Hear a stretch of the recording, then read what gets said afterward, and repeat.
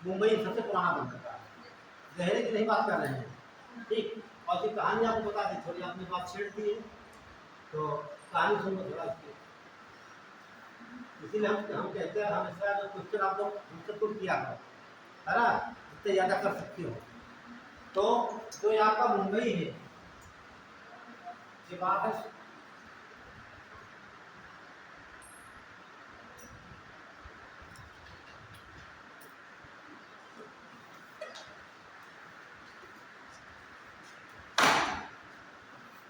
सोलह सौ बासठ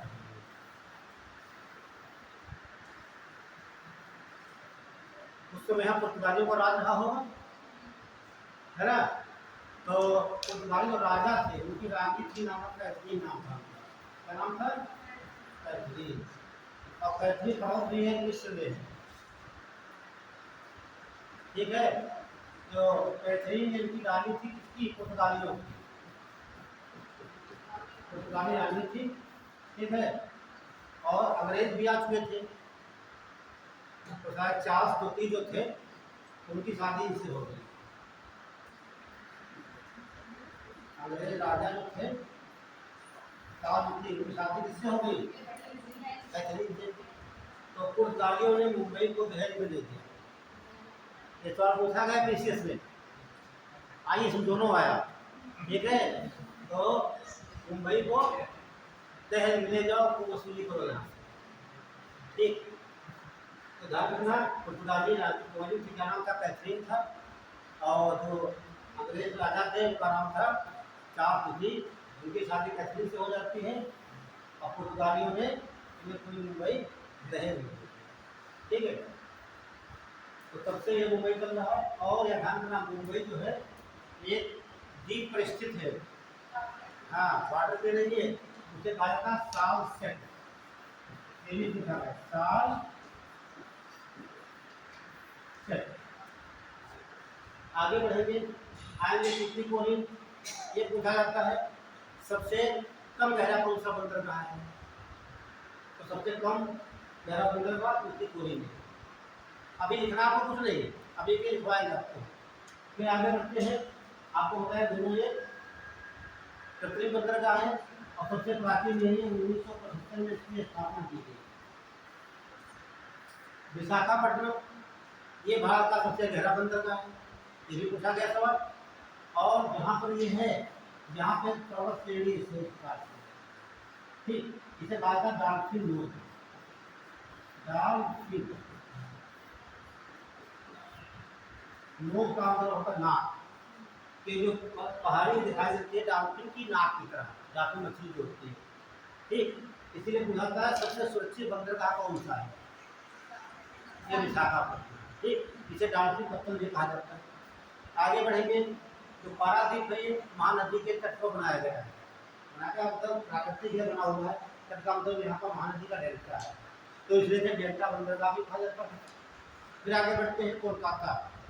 तो कोलकाता जो है कहाँ पड़ेगा? यहाँ तो हुगली नदी है, बताया था आपको, ये हुगली नदी है, यहाँ पर बंगाल की खाड़ी, यहाँ से 148 किलोमीटर दूर, कितना? यहाँ से, यहाँ पर है कोलकाता है। तो कैसा हो जाएगा? नदी पट्ट हो जाएगा, ठीक। 148 किलोमीटर दूर अंदर बनाया है, तो इसे नदी पत्तलगाह कहा जाता है, भारतीय नदी पत्तलगाह, ठीक है। तो ये कहानी हो गई, आपको नोट कर लीजिए। फिर जान लीजिए कांडला बंदरगाह।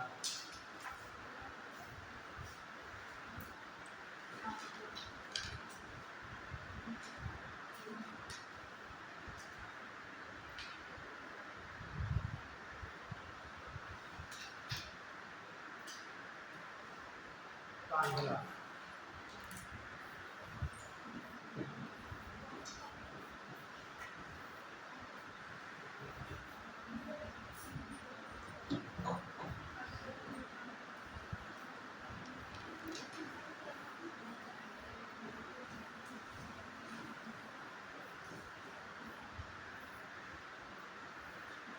चलिए, इसमें जो पॉइंट है दिखा देते हैं, पॉइंट पूछाते हैं।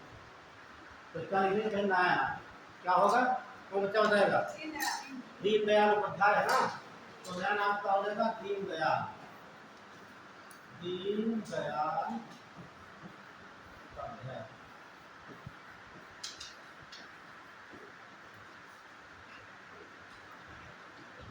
दीनदयाल लिखिए उपाध्याय, दीनदयाल उपाध्याय, ठीक है।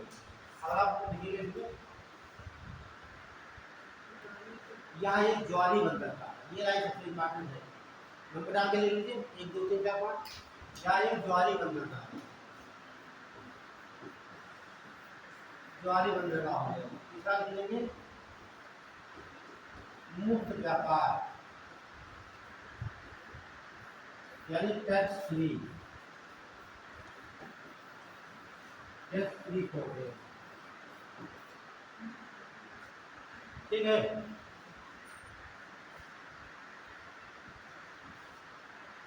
तीन पॉइंट हो गए, गुजरात को पड़ेगा, ज्वारी बंदर का, और मुक्त व्यापार एयरटेल कोड से विज्ञान होते हैं।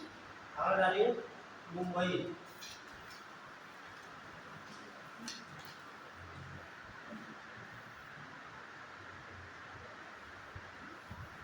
ये कहाँ पड़ेगा?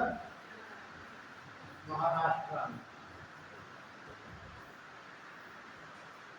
पहले कौन नोट करेंगे? यह साल सेट द्वीप पर स्थित है, यह साल सेट द्वीप पर स्थित है, साल सेट। ये सवाल मुंबई एग्जाम में बहुत पूछा जाता है, ठीक है। मुंबई किस द्वीप पर स्थित है? और पढ़े जानते मुंबई एक द्वीप पर स्थित है।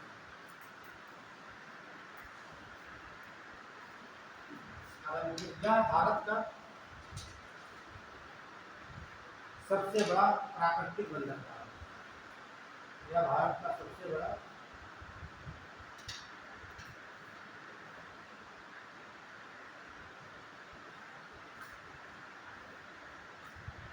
इसे भारत का द्वार भी कहा जाता है। हाँ, भारत का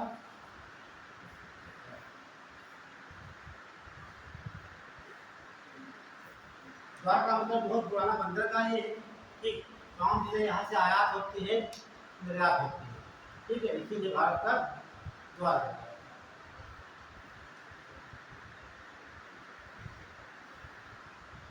तो भारत का द्वार है।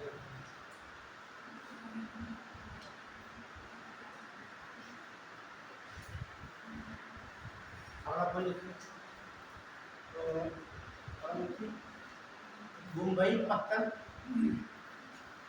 मुंबई पत्तन का भार कम करने के लिए, मुंबई पत्तन का भार कम करने के लिए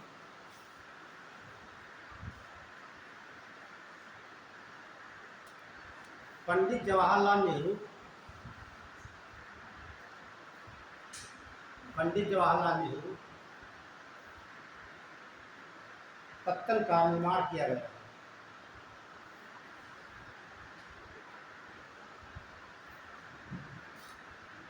तो 3 नंबर पंडित जवाहरलाल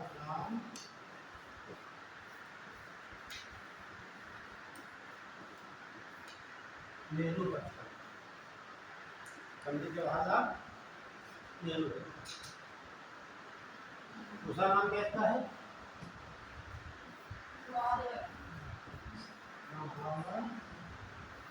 सेवा, ये भी ध्यान रखना।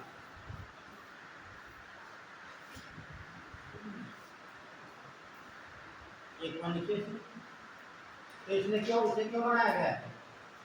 मुंबई का भार कम करने के लिए। ये बात ध्यान रखना, से पूछेगा कि पंडित जवाहरलाल नेहरू जो पत्तन इसका निर्माण करने का मुख्य कारण क्या है?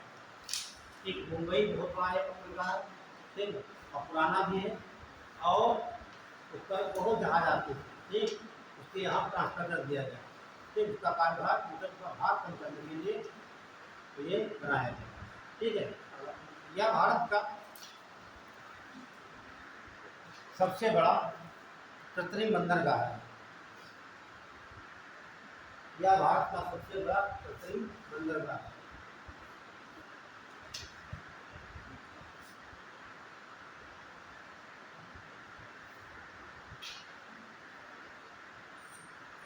सबसे बड़ा कृत्रिम बंदर कहाँ है?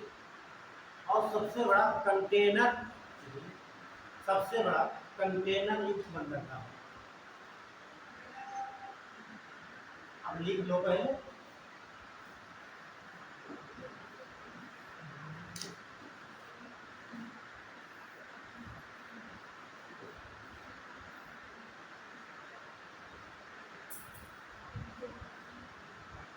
जब आप कभी देखते होंगे मोबाइल को, ठीक है, जैसे ये आपका सागर हो गया ना, ये आपका सागर, ठीक, यहाँ पर कोई जहाज आएगा, मान लेकर के यहाँ बाटर पहुंचा और माल जो बड़े बड़े डिब्बों में ऐसे होते हैं, है ना ये, और यहाँ पर मशीनें लगी, बड़े बड़े डिब्बों को उठा के यहाँ पे सीधे दूसरे का रख देते हैं। बड़े बड़े ट्रेनें होती है, देखा आपने क्या करती है ट्रेन, आप जैसे बस खाई गिर जाती है या फिर ट्रक पूरा माल सहित घर मिल जाए तो उसको क्या करेंगे, उठा कर सीधे ऐसे, यहाँ उसके लिए बड़ा आसान है। उसी प्रकार कंटेनर जो होते हैं, सामान होता है, तो वहाँ बड़े बड़े मशीन लगी, उसको उठा के दूसरी जगह ऐसे रख देते हैं। क्योंकि जहाज तो आएगा नहीं ऊपर लेकर के, है ना, वो कहाँ तक आएगा, तो जहाज यहाँ तक आएगा, पहुँचाना कहाँ से, स्थल भाग में। तो यहाँ पर जो हमारा वाहन यहाँ पर है, या ट्रेन पटरी कुछ होगी यहाँ पर, या कोई ट्रक नहीं और भी साधन होते हैं, तो यहाँ से कंटेनर को उठाकर कहाँ, यहाँ कैसे कौन रखेगा, तो मशीन रखेगी। यहाँ तो माल बाहर जा रहा है, यहाँ से उठाकर यहाँ रखा जाएगा, ठीक। तो ये है, ये कंटेनर का, ठीक है। तो सबसे बड़ा कंटेनर यही आपका डाल दीजिए। केरल में आपको बता दिया कि कोचीन,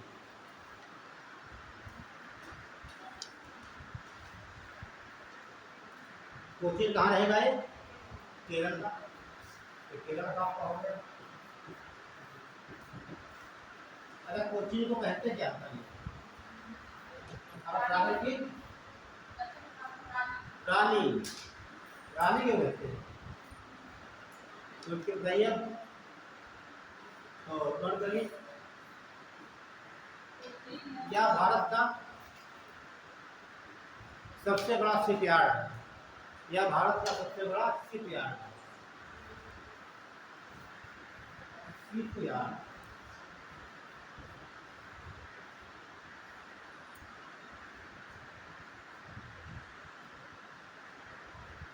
अब यहीं पर छोटा बंदर कहाँ है, ये केरल में, उसे कहते हैं कोल्लम, कोल्लम, ये पत्थर पड़ता है केरल में। ये पूछा गया कई बार, ठीक है, सीधे बताता है भारत का कौन सा सुंदर बंदर का है, सुंदर मतलब सुंदर, ठीक है, सुंदर का मतलब सुंदर, इतना सजाया गया सुंदरता वहाँ पे, ठीक है। तो मुझे यहाँ इसे भारत का सुंदर बंदर कहा जाता है, बहुत बढ़िया डेकोरेशन वहाँ, बहुत सब साफ सफाई है। तो कोल्लम क्या हो गया, कोल्लम पत्थर केरल का है, इसे सुंदर पत्थर भी कहा जाता है।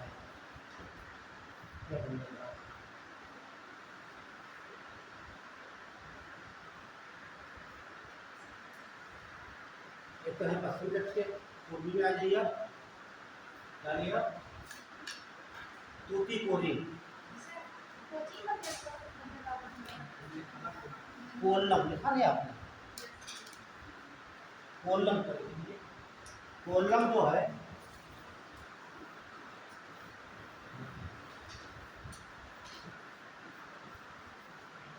कोल्लम में बंदर का है, क्या है, पत्थर है, इसे क्या बोलेंगे, सुंदर पत्थर,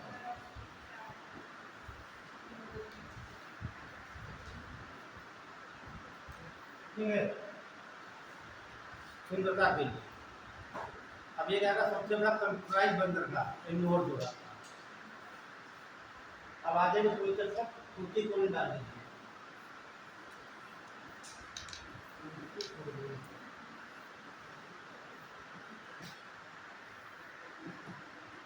ये कहाँ पड़ेगा? तमिलनाडु।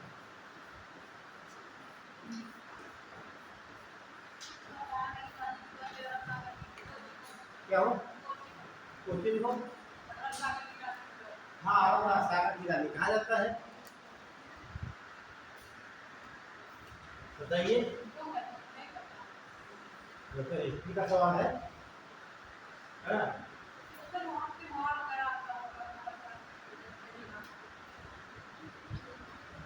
चलिए विचार करिए बता दिया जाएगा। ठीक है आप सागर की रानी कोच को कोचिन भी कहा जाता, कोचिन को कोच भी कहा जाता है।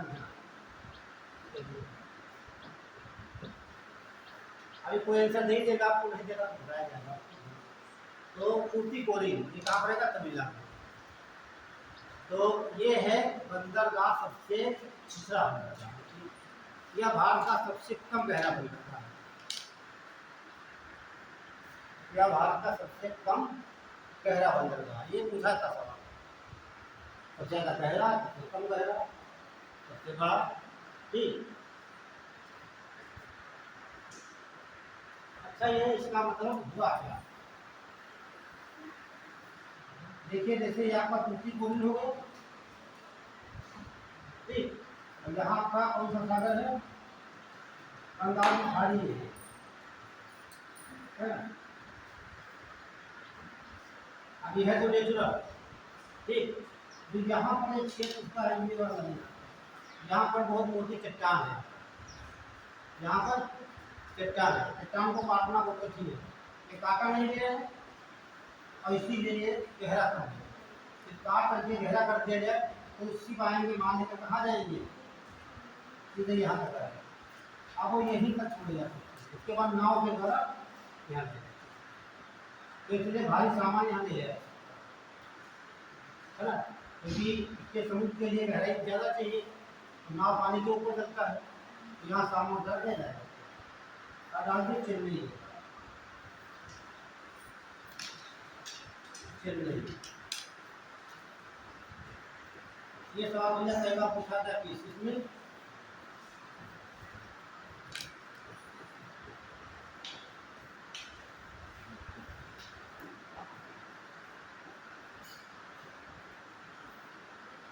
पहला प्रश्न, क्या भारत का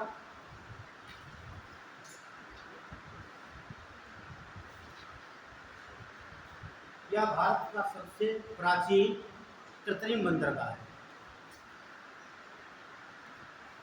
प्राचीन कहा जाए पुराना कहा जाए, ठीक, क्या भारत का सबसे प्राचीन कृत्रिम बंदरगाह है?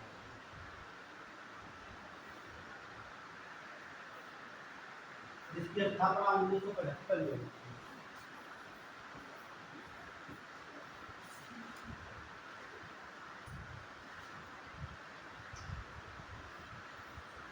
ये बंदरगाह था नहीं, ये बनाया गया, ठीक है। अगला इंदौर डाल लीजिए,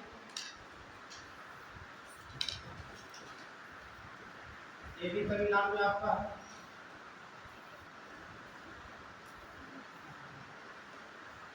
ये भी आपका तमिलनाडु।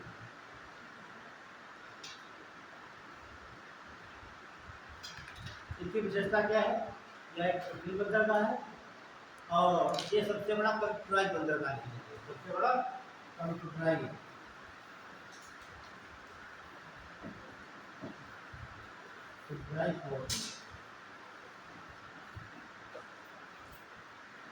तो सबसे बड़ा कंटेनर, सबसे बड़ा कंप्यूटरीकृत बंदरगाह इंदौर। इंदौर है बताइए, कंप्यूटरीकृत, हिंदी में कंप्यूटरीकृत,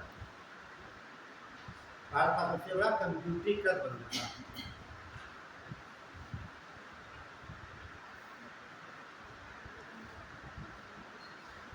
और विशाखापट्टनम,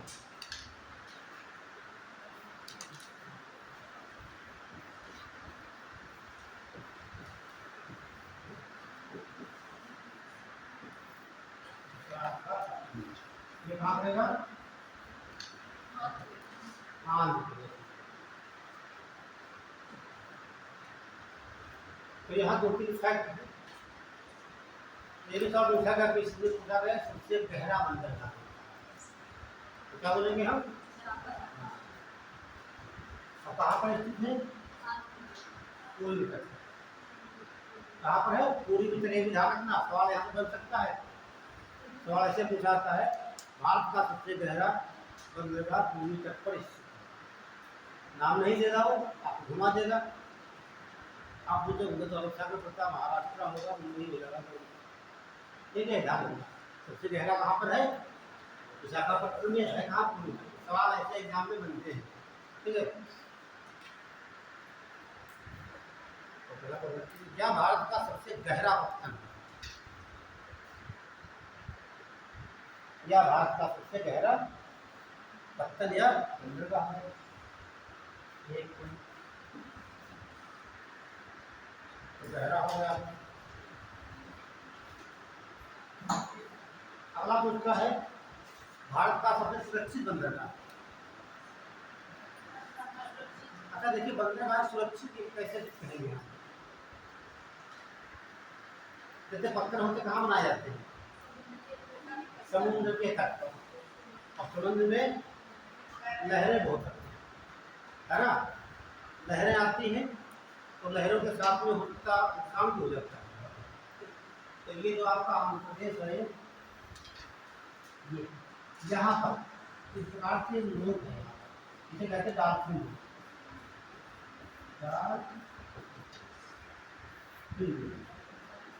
डाल्फिन है क्या? ये पहाड़ी है और उसी के पीछे ये बंदरगाह है। उसी के पीछे ये आपका बंदरगाह यहाँ पर है। ये विशाखापट्टनम आपका है। तो लहर इधर से आती है, इसे टकरा जाती है, ये टकरा जाती है, यहाँ पर नहीं पहुँच पाती। इसीलिए ये सबसे सुरक्षित बंदरगाह कहा जाता है। ये बात है। अगली की जो कि डाल्फिन हो गए, इसे डाल्फिन बंदरगाह भी कह सकते हैं आपको, है ना? आप बोल सकते हैं किस पत्थर को डाल्फिन पत्थर कहा जाता है। तो गहरा हो गया और सुरक्षित हो जाएगा आपका।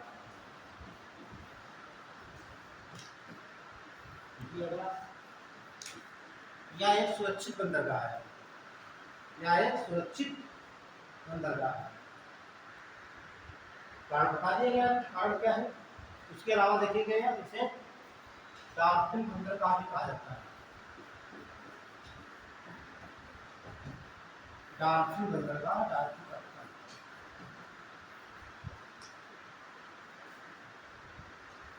इससे यार सवाल नहीं पूछेगा, क्योंकि पॉइंट लगाया पूछेगा नहीं मिल जाएगा।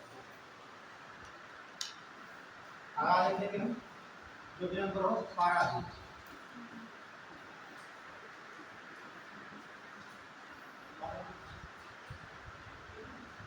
ये पारादीप कहाँ पड़ेगा? उड़ीसा।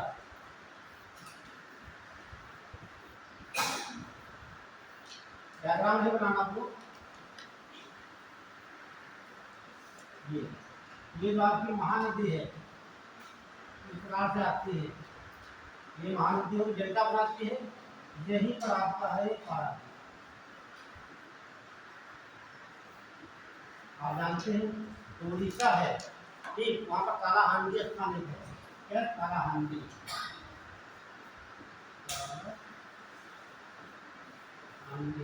ठीक, कालाहांडी से बॉक्साइट मोहन निकाला जाता है और उड़ीसा से लोअर एसिड मोहन निकाले जाते हैं।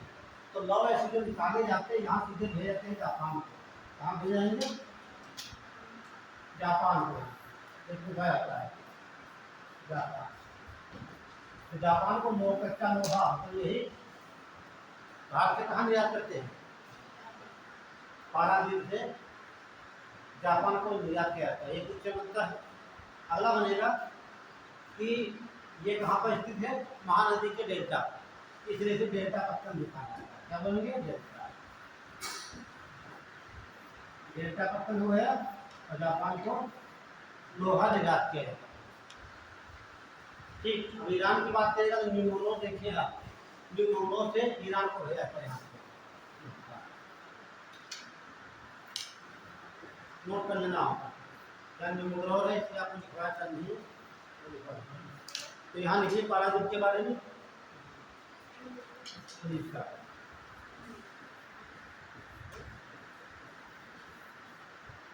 बोले देखिए उड़ीसा क्या करते हैं। यह पत्थर महानदी के डेल्टा पर स्थित है। महानदी के डेल्टा पर स्थित है, इसलिए इसे डेल्टा पत्तन भी कहा जाता है। इसलिए इसे डेल्टा पत्तन भी कहा जाता है।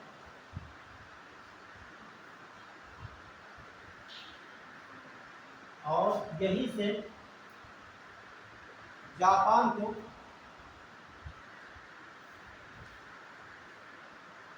लौह आदि निर्यात किए जाते हैं।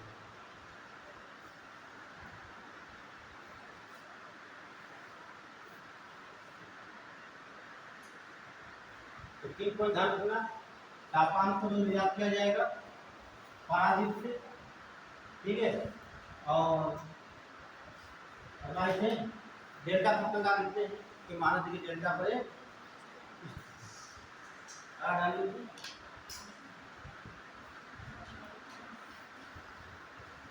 कोलकाता,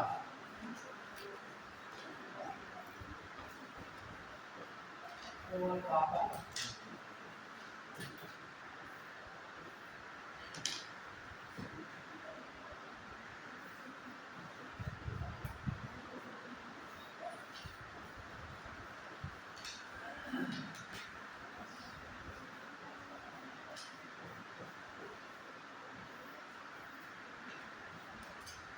श्यामा प्रसाद नाम।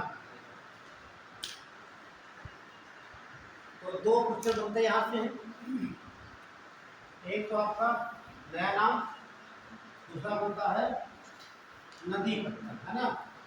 ये नदी पत्तन कौन सी नदी होगी?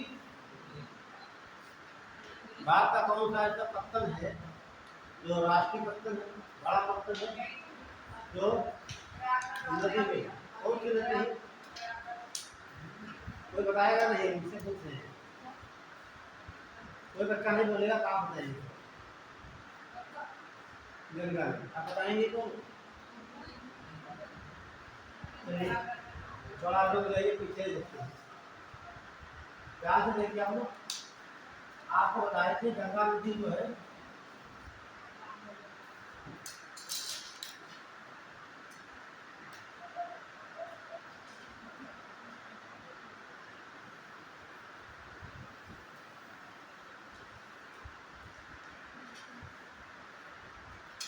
जो गंगा नदी हमारी है किस प्रकार से आती है ना।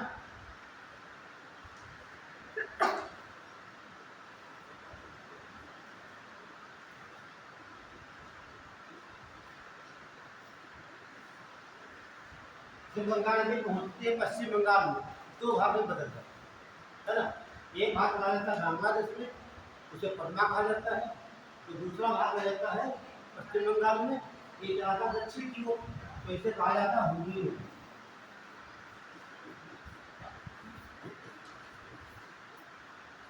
कौन सी नदी हो गई? हुगली नदी।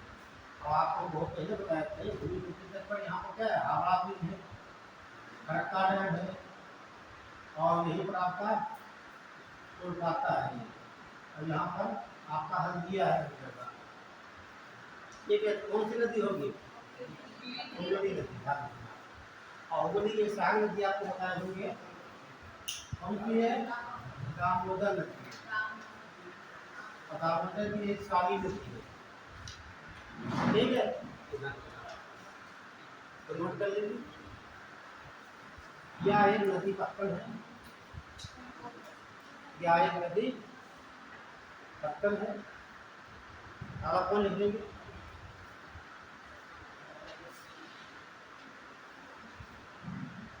इसका नया नाम श्यामा प्रसाद तीर्थ।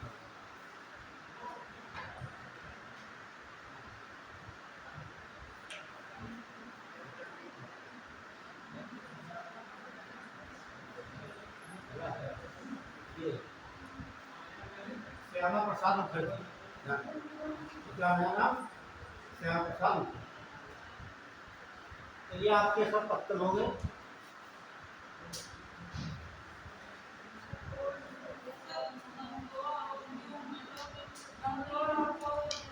और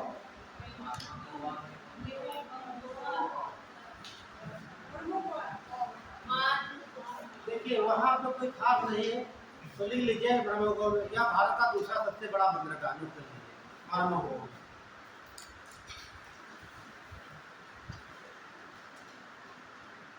ब्रह्मगोल है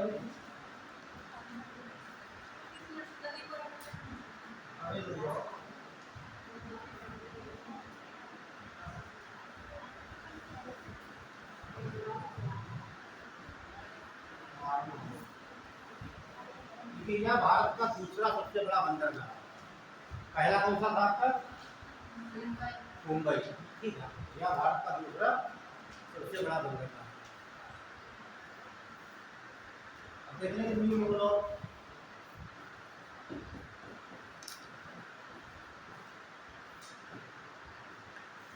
ये पड़ता कर्नाटक में है, और कर्नाटक में आते लोएस्ट बहुत होता है ना। जैसे कुंदरेमुखा काबामुखा की पहाड़ी है, तो वहाँ से लोएस्ट निकाला मैग्नेटाइट वगैरह मैग्नेटाइट निकाला जाता है। तो यहाँ से भेजा जाएगा ईरान। कहाँ से भेजेंगे? ईरान। नोट कर लेंगे, यहाँ से लोएस्ट को ईरान को निर्यात किया जाता है। ईरान को निर्यात किया जाता है।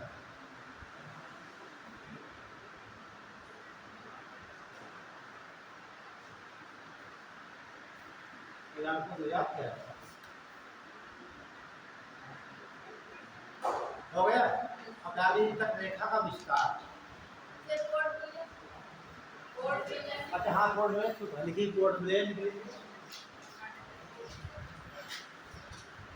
इसमें ज़्यादा लिखना नहीं है। कोड में क्या नाम है?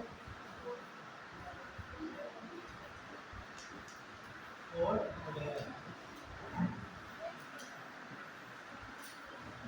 लिखिएगा। ये कहाँ पड़ेगा आपका? अंडमान निकोबार। या सबसे नवीनतम भारत का कप्तान है, या सबसे नवीनतम भारत का कप्तान है, या सबसे नवीनतम भारत का सबसे नया बना है, 2010 में से विकसित किया गया और इसीलिए ये सबसे नवीन हुआ। अब आपको लिखेंगे जो करंट वाला है उसका नया नाम क्या कर दिया गया है?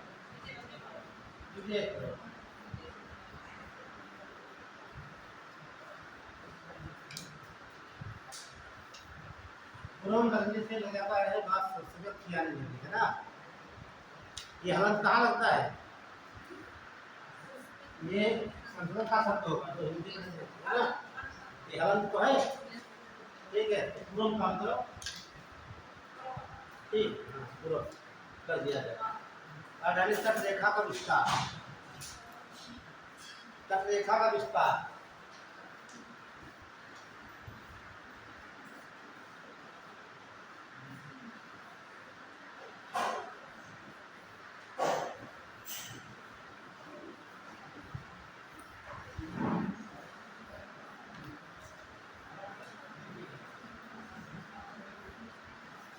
रेखा का विस्तार ये समझने योग्य यहाँ ठीक।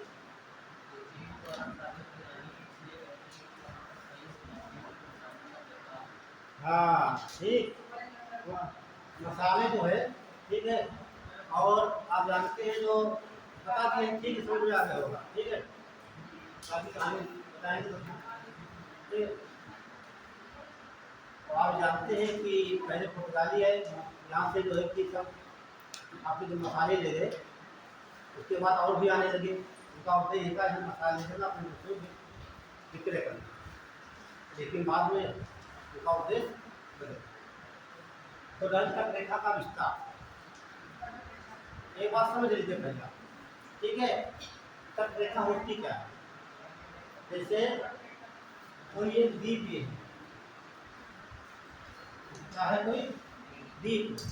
तो जो द्वीप होते हैं उनकी जो बाउंड्री होती है इस प्रकार से होती है, ऐसे नहीं होती।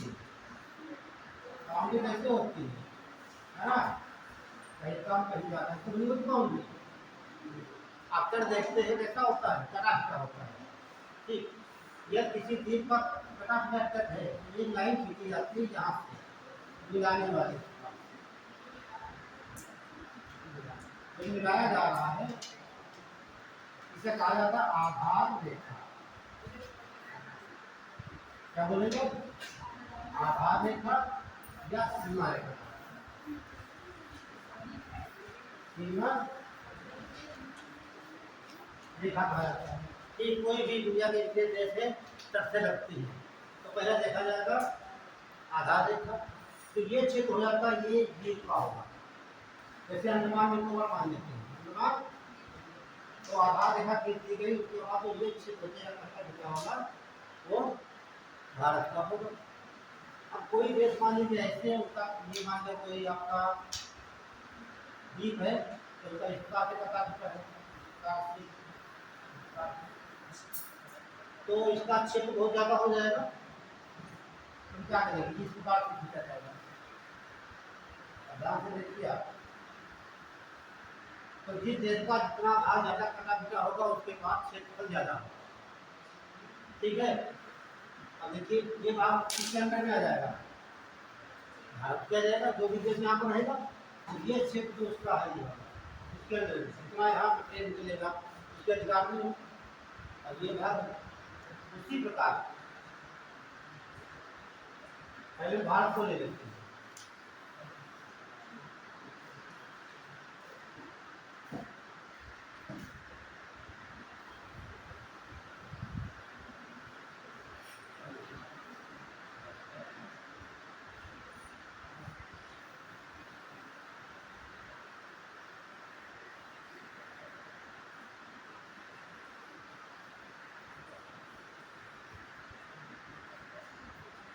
तो कटा पिटा भाग देख लिया आपने।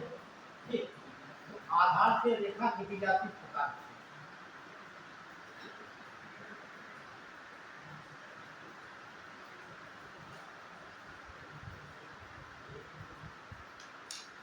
इसे बोला जाता है आधार।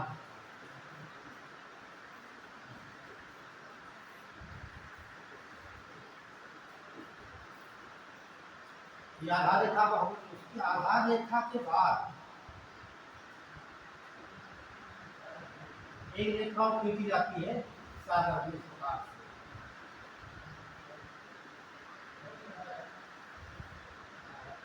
दूसरी रेखा होती है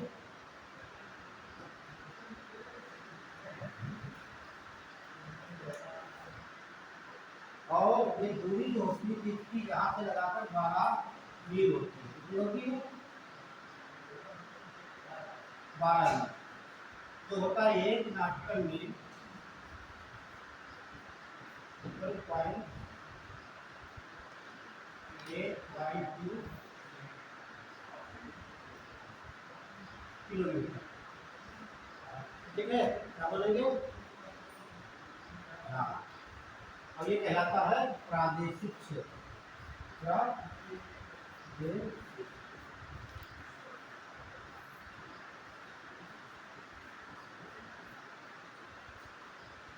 अब यानी कि तक रेखा कहाँ से नापा जाएगा, ये लाइन से, यहाँ से 12 किलोमीटर तक ये प्रादेशिक क्षेत्र कहते हैं। यहाँ पर कोई जहाँ जा रहा है बाहर से, ठीक है, बिना परमिशन तो उस पर हमला कर देंगे या उसे तोप के द्वारा मिसाइल दौड़ा देंगे। ठीक है, खतरे का प्रतीक होता है कहाँ पर, प्रादेशिक क्षेत्र के अंदर। दूरी कितनी होगी, हाँ यहाँ से 12 मील क्लियर हुआ। उसके बाद एक और रेखा खींची जाती है, उसके बाद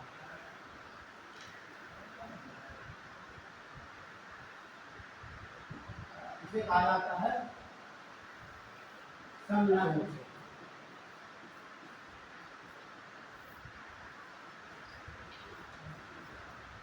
तो ये रेखा जो होती है भी यहाँ से 12 किलोमीटर होगी 12 नाटकर मील होगा।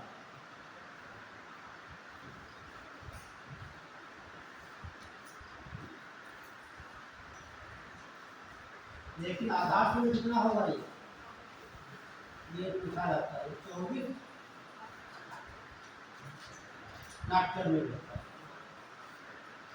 ठीक है, और इसके बाद और आता है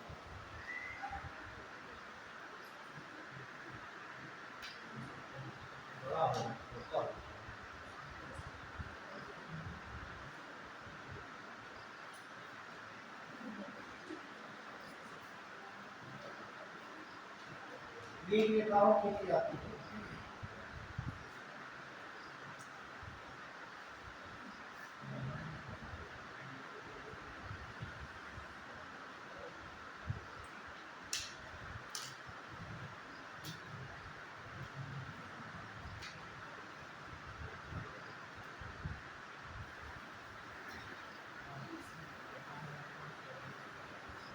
इसे कहा जाता है EEZ। क्या बोलते हैं? EEZ विशिष्ट आर्थिक क्षेत्र कहा जाता है। क्या बोलते हैं? विशिष्ट आर्थिक क्षेत्र। विशिष्ट आर्थिक क्षेत्र या जोन कहा जाता है। तो ये दूरी होती है, ठीक है, आधार रेखा से 200 नाटकर मील। ठीक है, ध्यान रखना। उसके बाद स्टार्ट होता है उच्च शाखा। क्या होते हैं? 200 नाटकर मील यहाँ से भारत का क्षेत्रफल यहाँ से 200 नाटकर मील के बाद यहाँ होता है उच्च शाखा। क्या बोलेंगे? उच्च शाखा।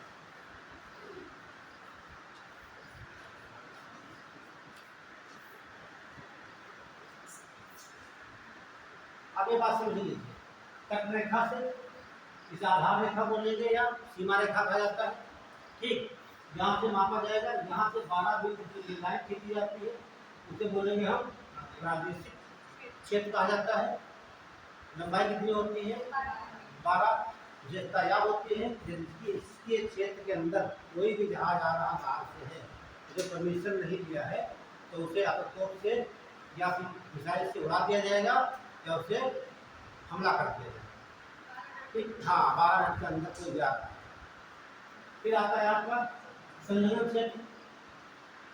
जहाँ की ये प्रादेशिक क्षेत्र वहाँ से आगे 12 मील, यानी कि यहाँ से 24 मील आगे तक। ठीक, यहाँ पर कोई जहाज आ रहा है तो उस पर हमला नहीं करेंगे हम, लेकिन उसे टैक्स देंगे। ठीक है, जो टैक्स पड़ता है वो उसे देकर ही जाना है। आपने देखा होगा कि मछुआरे क्या करते हैं, यहाँ नाव ले जाते हैं, मछली पकड़ते हैं, आगे पहुँच जाते हैं, तो पता तो रहता नहीं है आगे कितनी दूर आगे है। और वहाँ पर लगा हुआ है, ठीक है, कंप्यूटर लगे हुए हैं।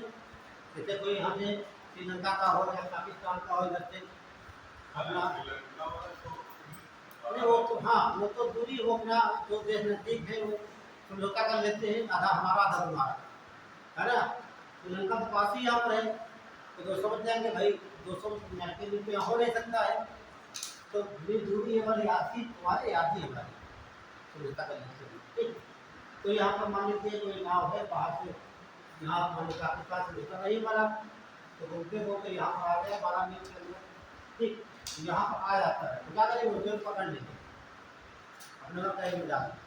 देखा आपका बहुत से भारतीय मछुआरे पाकिस्तान में है, ठीक है, वो कई सालों से बंद वहाँ पे तो नहीं आ रहे, वो अपना नाव आराम कर बैठे मछली पकड़ने के लिए, और जाते जाते जाते घूम जाते दूसरे क्षेत्र। अब देखिए आप बताइए कहाँ करेंगे उधर। ठीक है, हाँ, तो देखिए आपका ये हो गया, यहाँ तक आप उसे मार सकते हैं। ठीक है, हमला कर सकते हैं, दूसरे क्षेत्र में चलाएगा उसे आप टैक्स दे सकते हैं। तीसरा तो है 200, यहाँ पर सभी देशों का अधिकार बराबर होता है। ठीक, और आप सुन लो, ठीक, यहाँ पर एक कोई भी जैसे मान लीजिए भारतीय क्षेत्र आता है 299 तक, ठीक, यहाँ कोई भी देश आ सकता है, ठीक है। लेकिन यदि यहाँ कोई आर्थिक की बात आएगी तो उसका अधिकार उस देश का, यहाँ पर कोई खरीद नहीं मिलता है कोई, तो उसका अधिकार किसका होगा, भारत का, कोई भी देश आकर खरीदेगा। और 299 के बाद स्टार्ट होता है उच्च शासन, यहाँ पर जिसकी लाठी उसकी, जो भी, हाँ, जो भी खोज पाए, ये हमारा है, ये तुम्हारा है, सभी का क्लियर हुआ। तो ऐसे बना लीजिए, या जाना हो बाकी आपको है छोटा सा, ये चारों पॉइंट लिखना है आपको।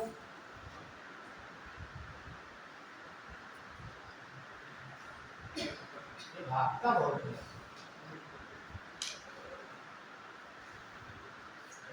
ये मान लेते हैं आपका अनुमान,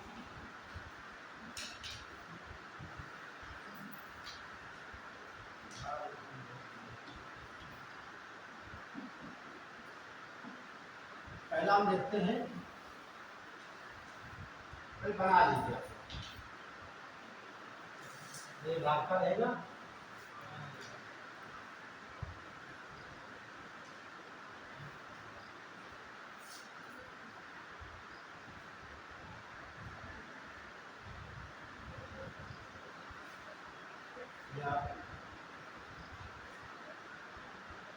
ये मान लेते हैं आपका अनुमान, और ये को बार हो गया, एक रेखा हो जाएगी,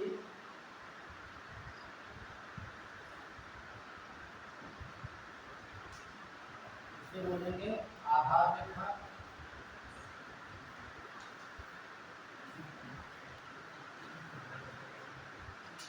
और उसके बाद ये रेखा हो जाएगा प्रादेशिक क्षेत्र,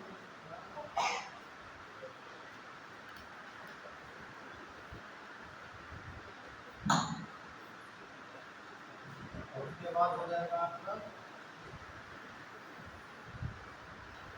संलग्न क्षेत्र,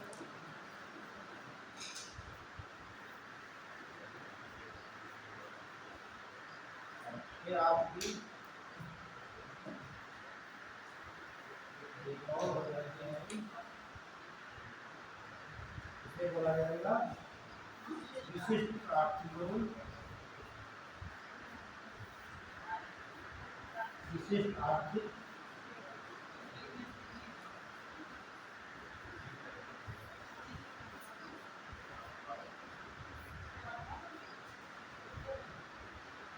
और उसके बाद जो स्टार्ट होना है, इसकी कोई लिमिट नहीं होती है, इसे कहा जाता है उच्च शासन।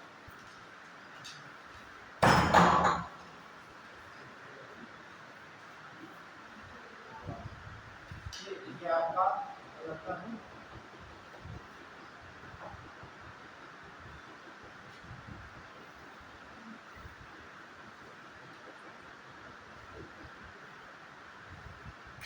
तो जिनका सागर में ज्यादा स्थान होता है उनका ज्यादा आर्थिक वृद्धि हो जाती है।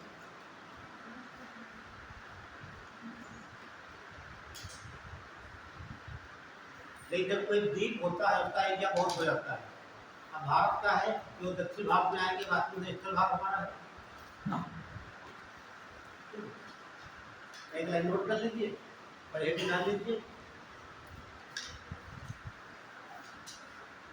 दूरी में देख लीजिए, और ये दूरी आपको हो जाती है 12, यहाँ से 12, और यहाँ से क्या हो जाएगी 24, यहाँ से हो जाएगी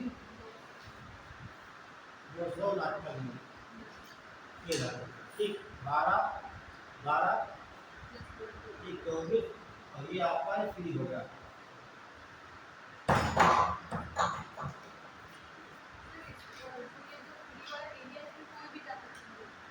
देखिए जो कुछ सागर है, देखिए विशिष्ट जोन में कोई भी आ सकता है, कोई भी जा सकता है, लेकिन इस कोई खनन मिलता है यहाँ पर एक आर्थिक ऐसी वस्तु मिलती है जिससे हमारा लाभ हो रहा है तो हमारा अधिकार होगा।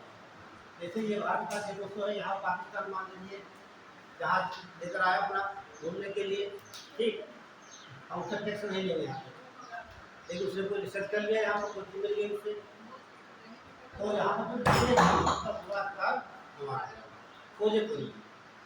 लेकिन यहाँ पर सोचता है कोई भी देश जहाँ पर, ठीक, तो उसी पर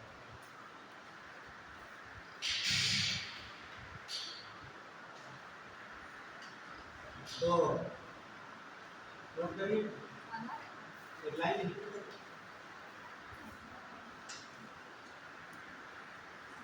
तो कितने क्षेत्र हो गए आपके? तो 1 2 3 4 क्षेत्र हो गए। और अपने बोले नंबर आगे लिख लीजिए। देखिए आधार रेखा से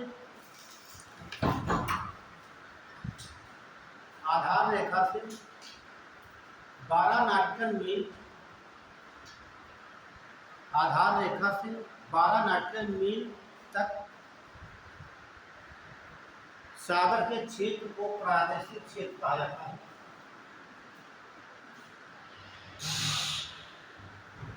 सागर के क्षेत्र को प्रादेशिक क्षेत्र कहा जाता है।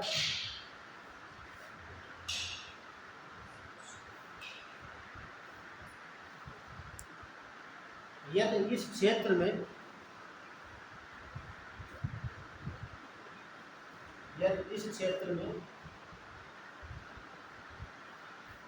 कोई भी विदेशी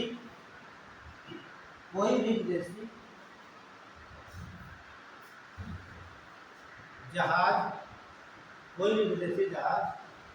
प्रवेश कर जाता है,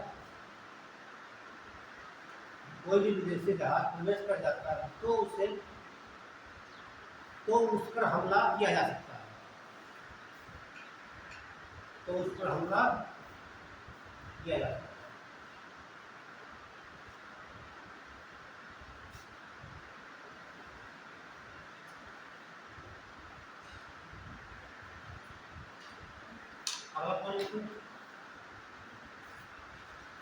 एक आधार रेखा से 24 नाटिकल मील, 24 नाटिकल नाटिकल मील के क्षेत्र को संलग्न क्षेत्र कहते हैं। इस क्षेत्र को संलग्न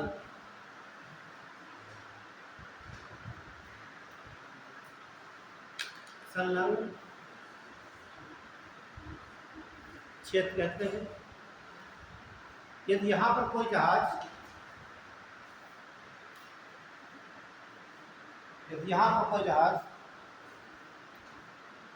आ जाता है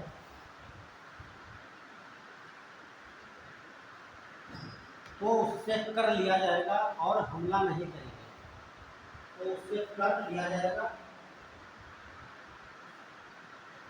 टैक्स कर लिया जाएगा लेकिन हमला नहीं किया जाएगा।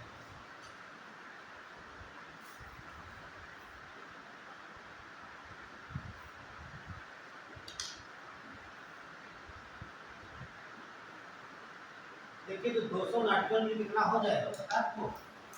200 जुड़े कितना करेंगे 1.852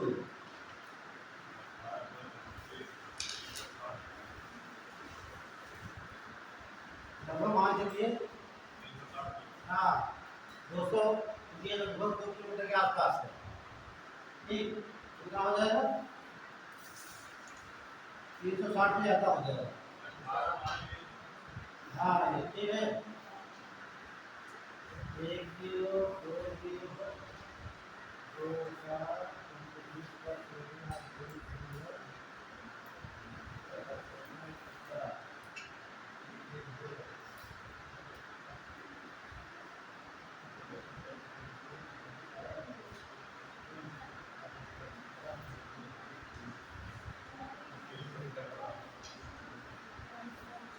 370 वो आएगा, ठीक है।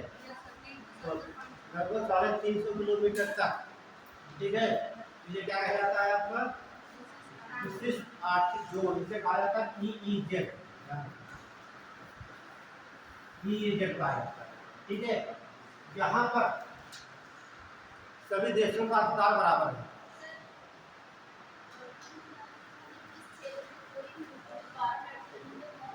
देखिए ये संलग्न क्षेत्र जो है 24 तक है, यहाँ से यहाँ पर कोई आता है तो उससे हम टैक्स ले लेंगे, लेकिन उस पर हमला नहीं करेंगे।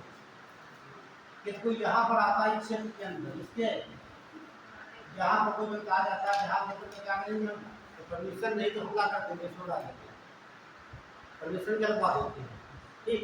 और यहाँ पर कोई आ जाता है यहाँ पर तो उससे हम टैक्स ले लेंगे, लेकिन हमला नहीं करेंगे। उसके बाद आगे तो आपका आएगा विशिष्ट आर्थिक क्षेत्र, ये वाला आपका आता है, यहाँ से 200 नाटक मिलता है। इस क्षेत्र में सभी देशों का अधिकार बराबर होता है, आ सकते जा सकते हो, कर सकते हो, लेकिन यदि कोई वस्तु ऐसी प्राप्त होती है जिससे उसका संबंध अर्थ से है, हमारा फायदा हो रहा है या नुकसान हो रहा है, तो उसमें थोड़ा अधिकार हमारा है, आपका अधिकार शून्य, ठीक है।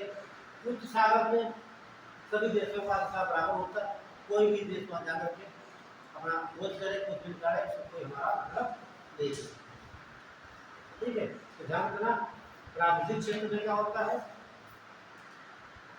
ठीक है। कोई विदेशी आता है उसे हम मार सकते हैं, और संलग्न क्षेत्र में जो टैक्स लेंगे और उसे छोड़ देंगे, ठीक है। मैंने इसमें टैक्स लेने के बाद में उड़ा दिया, इसी क्षेत्र में लिखा है नाम, ये विशिष्ट आर्थिक क्षेत्र है, ठीक है। सभी देश आए आराम से रिसर्च करें, लेकिन कोई चीज है आर्थिक दृष्टि तो उसका उस देश का होगा जिसके अंदर ये 200 नाटक मिला, ठीक है। उसके बाद क्या होता है वो चीज यहाँ पर सभी देशों का अधिकार है। जैसे मान लीजिए आप पाकिस्तान में रहते हैं, हम भारत में रहते हैं, ठीक। और जब आप भारत का मैप देखते हो इस प्रकार है, और ये अरब सागर है, यहाँ पर क्या है, ये अरब सागर है, ये पाकिस्तान लगता है यहाँ पे, ठीक है। आप कहते हैं यहाँ पर आते हैं हमारे भी क्षेत्र में, यहाँ पर ये हमारा क्या है भारत का क्षेत्र है।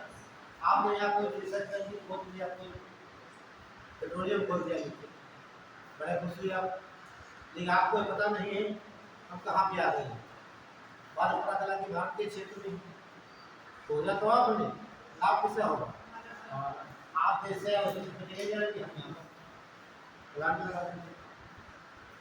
ठीक है। तो यहाँ पर कोई भी रिस्क नहीं उठाता, पता लगा। और कभी होता क्या जो मछुआरे होते नाव लेकर यहाँ से ये पास में आ जाते हैं गुजरात के यहाँ, ठीक। तो भारत में पकड़ लिए थे, क्योंकि आप क्यों आ जाएगा, ठीक है।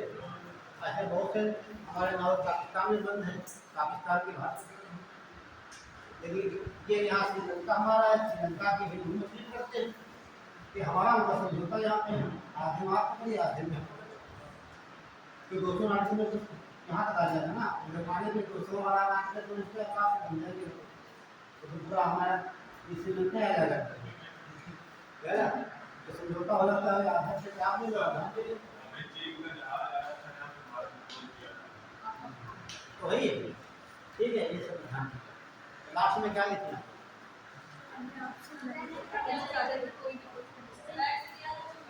हाँ कैसे हमला नहीं करेंगे, लास्ट में लिख लेंगे रिश्तेदारी लिख लीजिए, देखिए आधार रेखा से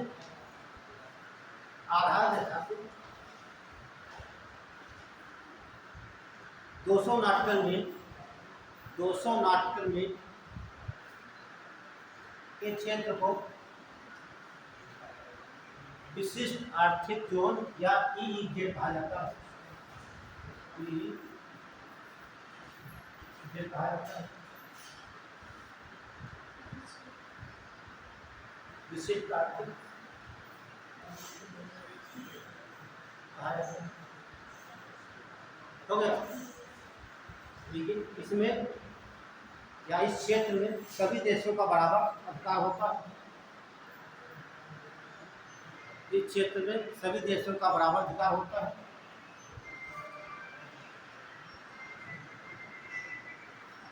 यदि कोई वस्तु यहाँ से प्राप्त होती है, यदि कोई वस्तु यहाँ से प्राप्त होती है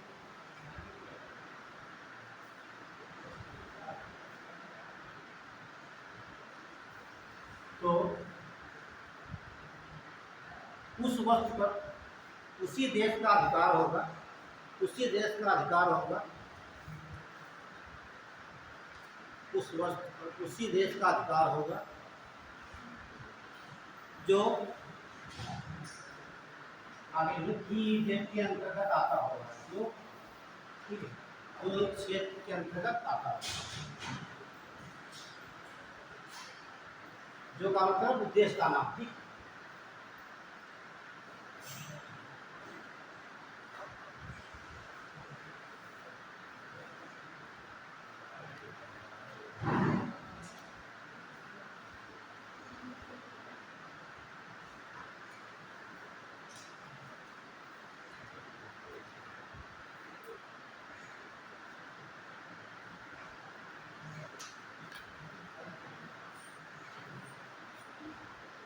हो गया।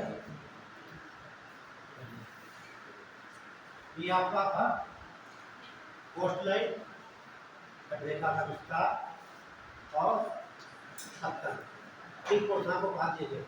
तटरेखा क्या कहते हैं, इसको है लंबाई हो गई, उसके बाद आपको बताया गया पत्थर, उसके बाद तटरेखा का विस्तार। आप तीसरा पढ़ लीजिए, भारत का भौतिक प्रदेश, ईस्टर्न रीजन ऑफ इंडिया।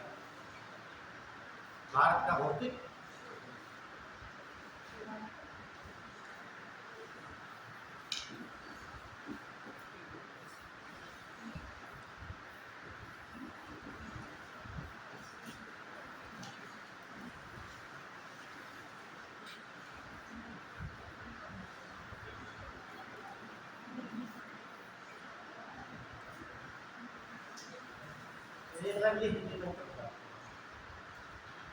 भारत का भौतिक प्रदेश को 6 भागों में विभाजित किया गया।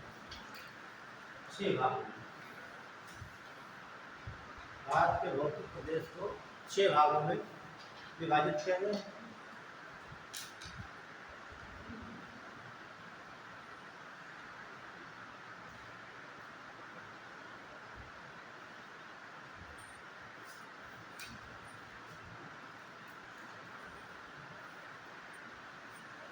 तो पहले देख लीजिए कौन कौन से भाग हैं, फिर आपको डायग्राम में दिखा देते हैं।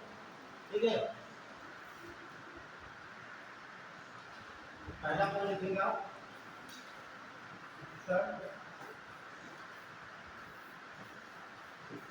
का पर्वतीय क्षेत्र।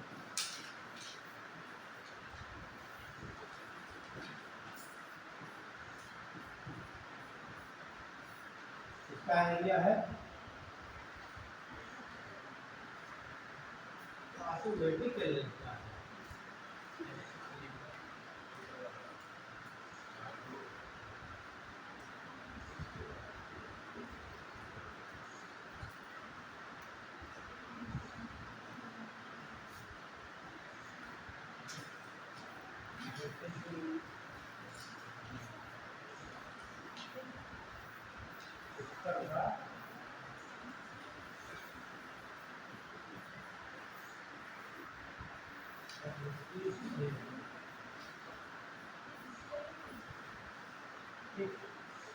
दूसरा पढ़ेंगे हम,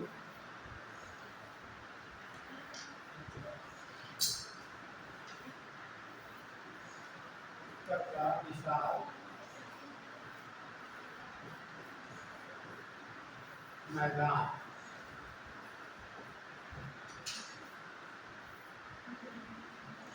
और ये पढ़ेंगे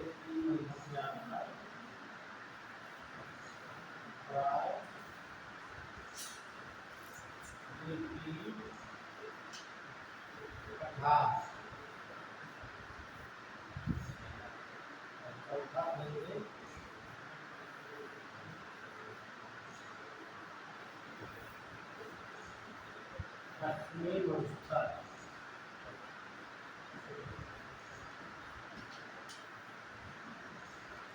पांचवा आपका है तटीय मैदान। मैदान देखें दो होंगे, एक आपका होगा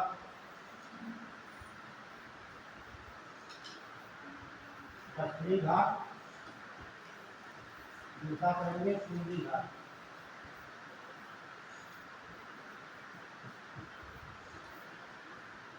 और आपका छठा हो जाएगा द्वीप समूह।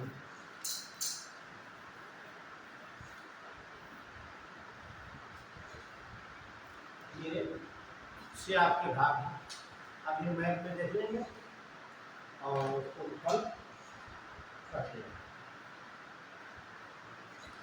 क्या जो आपका उत्तर का पर्वतीय क्षेत्र में कई दिन लग जाएंगे, ठीक है। इसमें पढ़ना क्या क्या है, ट्रांस हिमालय पढ़ेंगे, काराकोरम पढ़ेंगे, लद्दाख श्रेणी, जासकर श्रेणी और महा हिमालय, हिमाचली और आपका हिमाचल, मध्य हिमालय, शिवालिक, ये सब आ जाएगा, ठीक है।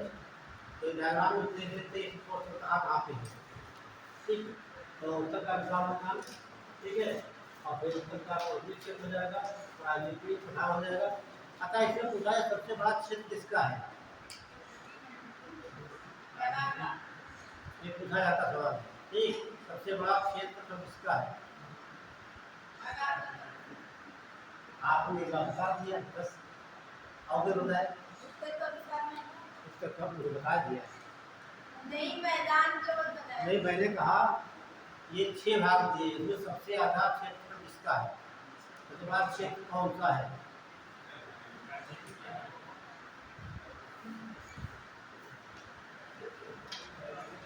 जो इसका जानते हैं या कितना है,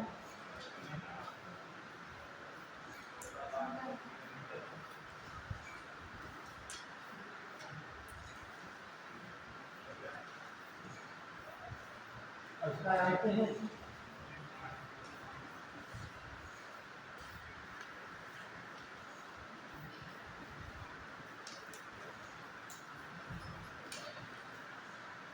इसका जानते हैं,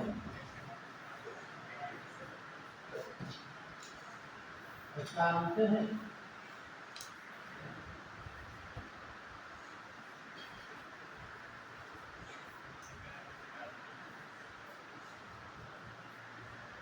ज्यादा किसका हो जाएगा,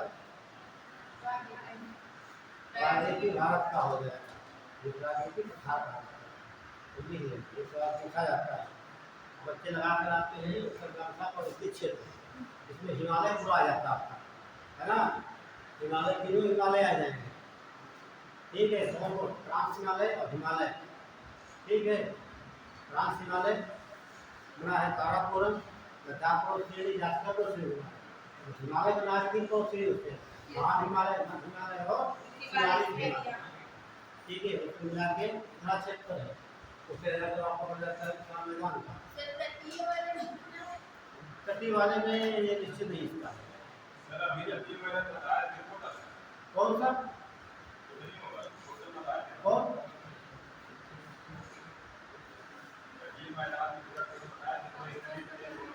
नहीं, वो अलग चीज है, ठीक है।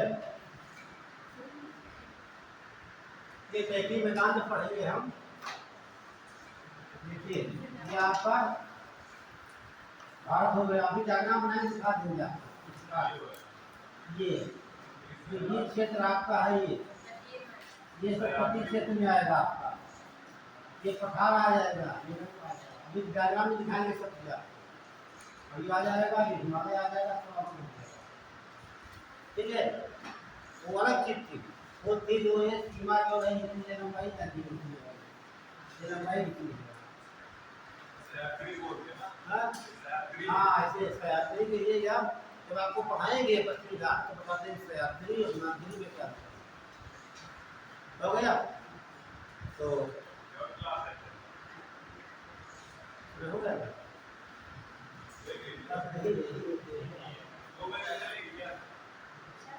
थोड़ी तो डायग्राम कल करवा देती है आपको, है ना? तो डायग्राम को नहीं पाएगा, ठीक है।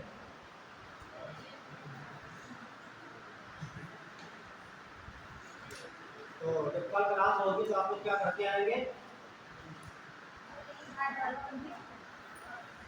हाँ, सब नहीं पढ़ना, केवल आपको ये ठीक है। इसका बता दें क्लासिफिकेशन क्या इसका है। ये जो उत्तर का विशाल अवस्थित क्षेत्र है, इसे दो भाग में बांट देंगे, समझ लीजिए। कहीं मिलकर पढ़ लेना और नाम पूरा कर लिखा है, क्लास में सब करना है, वरना हिमालय के समझ में नहीं आएगा।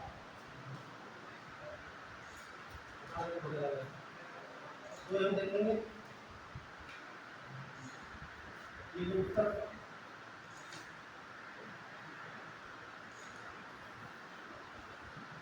बात को नहीं मानता है।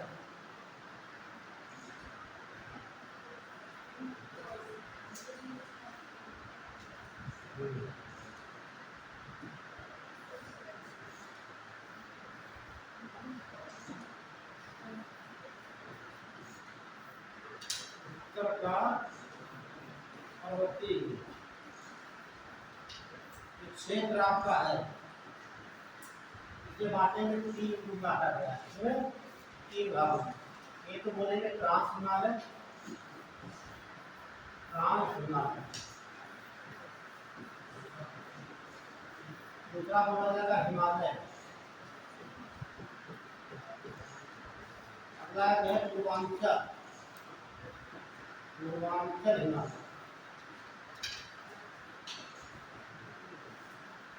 ठीक, यहाँ पढ़ते तीन श्रेणियाँ, एक काराकोरम, दूसरा लद्दाख, तीसरा जास्कर। इनसे मिलता है ट्रांसपोर्ट मत करना, आपको समझ लीजिए।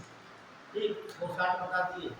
ये तीन श्रेणियाँ हैं, और जब काराकोरम को श्रेणी पहुँचती जाता है चीन में, तो उसे कहा जाता है कैलाश पर्वत श्रेणी। ठीक है, और ये जो हिमालय इसके तीन भाग बांटा गया है, सबसे उत्तर में जो है इसे बोलते हैं ग्रेट हिमालय, मध्य में है इसे बोलते हैं मध्य हिमालय या हिमाचल हिमालय कहा जाता है, इसे सह्याद्री या हिमालय भी कहा जाता है। ठीक, ग्रेट हिमालय बोलेंगे, हिमाचली बोलते हैं, तो ये मध्य हिमालय या हिमाचल कहा जाता है। और जो दक्षिण जो है इसका नाम है शिवालिक हिमालय या वाय हिमालय, ठीक है, इसे कहा जाता है। देखिए, सबसे पहले ट्रांस हिमालय, ये नोट मत करिए, बाद में बताएंगे आपको ट्रेन से, वो साफ बता दिया डायग्राम में। तो सबसे पहले ट्रांस हिमालय, इसका नाम का एक और है, आता है पार हिमालय। ठीक, और इधर तिब्बत का हिमालय भी कहा जाता है, तिब्बत का पठार भी, तिब्बत हिमालय भी। कौन? पीर पंजाब में पढ़ेंगे पर्वत श्रेणियाँ, ठीक है, तो मध्य हिमालय पढ़ेंगे। नहीं, देखिए आपको बता दें कि यही बात है, हिमालय देखिए, और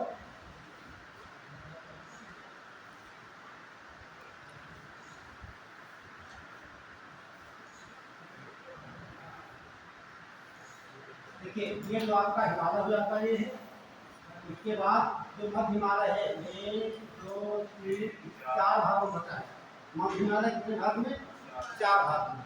सबसे पश्चिमी क्षेत्र पंजाब बोलते हैं, ठीक, उसके बाद धौरा बोलते हैं, धौरा, ठीक, उसके बाद नागदीपा बोलते हैं, फिर महाभारत बोलते हैं। पहले का मतलब पीर पंजाब जम्मू कश्मीर बोला जाएगा, और धौलाधर बोला जाएगा उत्तराखंड में, और ये जो आएगा आपका उत्तराखंड के पूर्वी हिस्सा जो है उसे कहते हैं नागदीपा कहा जाता है, और यही जो बोलते हैं नेपाल में जैसे महाभारत कहा जाता है।